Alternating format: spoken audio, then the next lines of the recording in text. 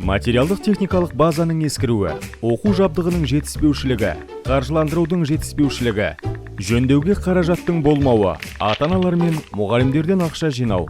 Осының бәрі елдегі мектептердің өзекті мәселелері. Бұл мәселелерді шешу үшін барлық мемлекеттік қала мектептері 1 қыркүйектен бастап мектеп бюджетін 18-20%-ға ұлғайта отырып, жан басына шаққандағы қаржыландыруға өтеді. Жан басына шаққандағы қаржыландыру мектептер үшін несімен тиімді? Қамсыздандырылу, сапалы білім алу үшін қажетті жағдайлардың жасалуын қамтамасыз етуге, қаржы ресурстарының жеткіліктілігі. Ашықтық. Әр мектеп өз бюджетін алдын ала біледі. Ол оқушылар контингентіне ғана байланысты болады. Объективтілік және әділдік. Қаражат бөлуде сүйікті мектептер мәртебесі сияқты субъективті белгілердің болмауы. Дербестік. Қаражаттың мектептің қажеттіліктеріне жұмсалуы. Оқушылардың ата-аналарына мектепке ақша жинаудың қажеті жоқ. Өйткені жан басына шаққандағы қаржыландыруда барлық қажетті шығыстар ескеріледі.